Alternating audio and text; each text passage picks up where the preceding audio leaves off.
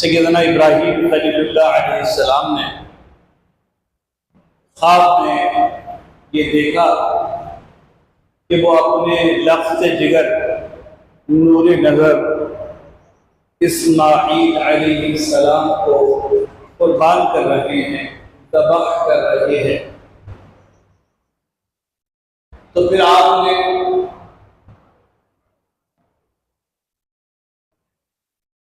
پیدل پہ یہ خواب دیکھنے کے بعد تیسری مرتبہ جب دیکھا تو حضرت اسماعیل علیہ السلام جو ابھی لڑکپن کی عمر میں تھے تشریف لائے اور آپ نے فرمایا کہ اے میرے بیٹے، میں تمہیں دیکھتا ہوں کہ تمہیں قربان کر رہا ہوں۔ خواب میں قربان کرتے ہوئے دیکھا، خواب میں قربان کرتے ہوئے دیکھا۔ ایک ہوتا ہے حکم ملنا کہ قربان کر دو، اور ایک یہ ہے دیکھا کہ میں کر رہا ہوں۔ قرآن کریم میں یہ ارشاد فرمایا انی اراک فی المنام، میں خواب میں دیکھتا ہوں کہ تمہیں قربان کر رہا ہوں۔ تو اب جب یہ دیکھا تو دیکھنا اس پر عمل کرنے، میں آپ خواب میں کچھ دیکھیں تو عمل کی ضرورت نہیں ہے، اس لیے کہ صرف انبیاء کرام کو خواب میں کچھ دکھایا جائے تو اس کا مطلب ہوتا ہے کہ وہ ان کو حکم دیا جا رہا ہے، کیونکہ نبی پر جو خواب آتے ہیں وہ اصل میں وحی کا ایک طریقہ ہے، وحی الہی ہے۔ اب اس کا پورا تفصیلی واقعہ مختصر کہ جب انہوں نے اپنے صاحبزادے اسماعیل علیہ السلام کو فرمایا کہ انی اذبحک، میں تمہیں دیکھتا ہوں ذبح کرتے ہوئے، فانظر ماذا تری، تم دیکھو یا تم بتاؤ، یعنی کہو تو صحیح تم کیا کہتے ہو، تمہاری کیا رائے ہے؟ اب سوال یہ ہے کہ والد گرامی نبی جناب ابراہیم علیہ السلام اپنے صاحبزادے کو جو خود بھی اللہ کے نبی ہیں، اگرچہ ابھی لڑکپن کی عمر ہے، جب ان سے فرماتے ہیں تو کہتے ہیں کہ میرے ابا آپ تو وہ کیجیے جس کا آپ کو اللہ نے حکم کیا کرنے کا۔ حالانکہ بندہ کہہ سکتا ہے ذات میں ابا جان یہ تو دیکھا ہے نا آپ نے، اور میں آپ کی اولاد ہوں، تو آپ مجھے میں کیا کہوں، بس خواب ہے چھوڑ دیجیے اسے، بہت زیادہ ہو تو کوئی پکڑا ہے کوئی دونوں پر بات کرنے نہیں۔ عرض کیا کہ اے ابا جان فافعل ما تؤمر، آپ وہ کیجیے جس کا آپ کو حکم دیا گیا۔ اس سے علماء کرام نے یہ مراد کی ہے کہ نبی کا خواب میں دیکھنا بھی حکم ہوتا ہے، اسی لیے اسماعیل علیہ السلام نے کہا جس کا جس کا آپ کو حکم دیا گیا فافعل، آپ کر لیجیے، لیکن جب آپ یہ کریں گے تو مجھے قربان کریں گے، تیری قربانی ہو رہی ہوگی، باپ بیٹے کو قربان کر رہا ہوگا، تو اس وقت کیا ہوگا، ستجدونی انشاءاللہ من الصابرین۔ اے والد گرامی، آپ مجھے ہٹا ہوا، ڈرا ہوا، سہما ہوا یا بھاگتا ہوا نہیں پائیں گے، ان قریب آپ مجھے اس طرح پائیں گے جو کہ صبر کرنے والے لوگ ہوتے ہیں ان میں شامل پائیں گے، میں ایک قدم بھی ذرہ بھر بھی نہیں ہٹوں گا۔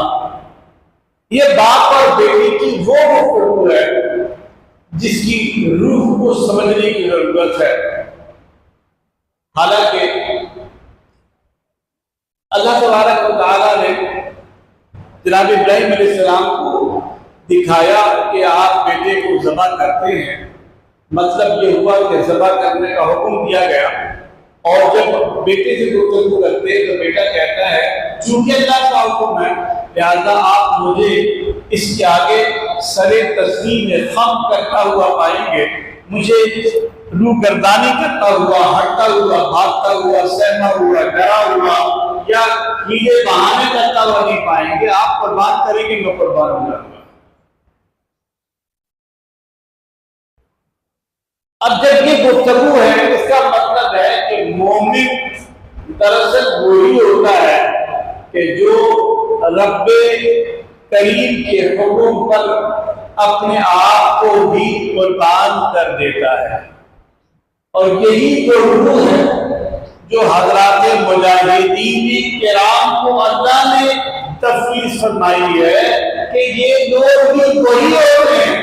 کہ جو اللہ کی راہ میں ثابت قدم رہتے ہیں اور میدان جنگ میں کفار قریش سے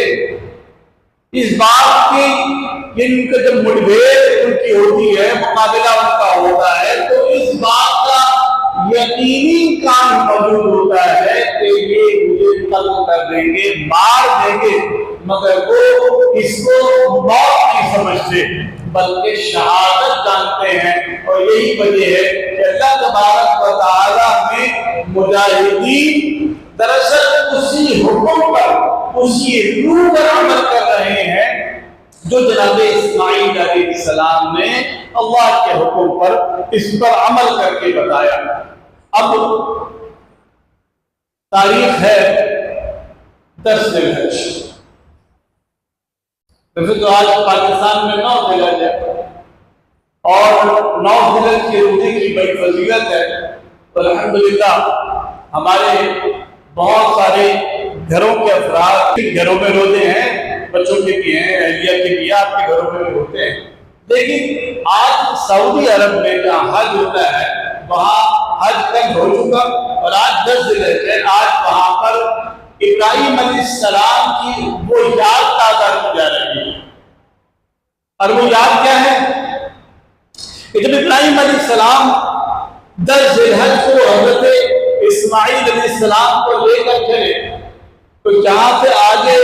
آپ بڑھے عقبہ کی طرف تو وہاں پر گجرات جسے آج کے نام جمرات کہتے ہیں، شیطان آدم اور اپنے اصلی شکل میں یا انسانی شکل میں آیا اور آ کر کہنے لگا ابراہیم کیا کر رہے ہو، اپنی اولاد قربان کر دو گے، بیٹے کو دعوت کر دو۔ ابراہیم علیہ السلام اسماعیل علیہ السلام کو لے کر جاتے ہیں تو کہتا ہے اسماعیل ابراہیم آپ قربان کر دیں گے؟ چونکہ رب العالمین کا ان کا ابراہیم علیہ السلام نے کنگریاں اٹھائیں اور اٹھا کر اس شیطان کو ماری، شیطان بھاگ گیا۔ تھوڑا سا اور آگے بڑھے، پھر آگے پھر کہنے لگا یہ ابراہیم کیا کر رہے ہیں آپ نے پھر کنگریاں اٹھائی، پھر اس کو ماری، پھر بھاگ گیا۔ پھر اور آگے بڑھے اور پھر آدم کا، اور آ کر پھر اس نے کہا کہ اے ابراہیم آپ کیا کر رہے ہیں، آپ نے پھر کنگریاں ماری۔ جب 3 مرتبہ کنگریاں ماری تو شیطان کی جوتی بھی چالبازی تھی وہ اب کارگر نہیں ہو سکی، اور ابراہیم علیہ السلام وہاں سے لے کر جو جگہ قربان گاہ ہے اس جگہ پر تشریف لے گئے۔ یہ مسجد خیف، اگر آپ حضرات جب وہاں سے واپس آتے ہیں عرفات اور مزدلفہ ہوتے ہوئے جمرات کی طرف تو الٹے ہاتھ پر آپ دیکھیں گے مسجد خیف ہے، اور اوپر پہاڑوں میں لوگ بتاتے ہیں، ہمیں تو نہیں پتا نہ ہم وہاں گئے، یہ وہ جگہ ہے جہاں ابراہیم علیہ السلام نے اسماعیل علیہ السلام کو قربان کیا تھا اور آپ کے گلے پر چھری پھیری۔ تو صاحبان دی وقار، اب ابراہیم علیہ السلام نے جناب سیدنا اسماعیل علیہ السلام کو لٹایا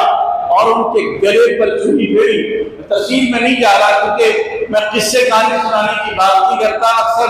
بچوں کو شاید پتہ نہ، بڑوں کو الحمدللہ پتہ ہے کہ جب یہ قربانی کے لیے لٹایا تو گردن پر چھری رکھ کر چلا دی، ادھر چھری چلی ہے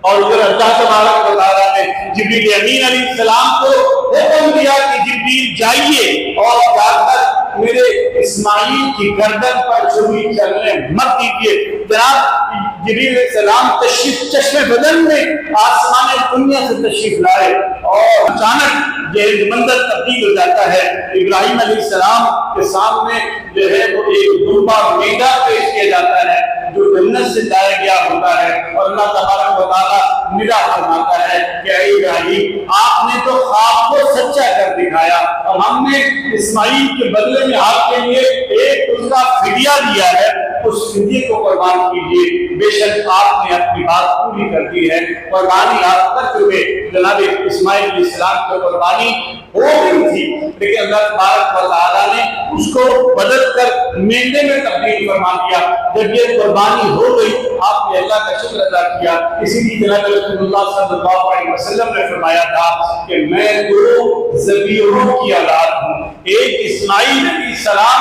جن کی قربانی ہو گئی تھی، اللہ تبارک و تعالیٰ نے چھری چلنے کے باوجود بھی ان کے گلے کو کاٹنے نہیں دیا اور فدیہ دے کر ان کو بچا لیا۔ ایسے ہی سرکار علیہ السلام کے والد گرامی جناب عبداللہ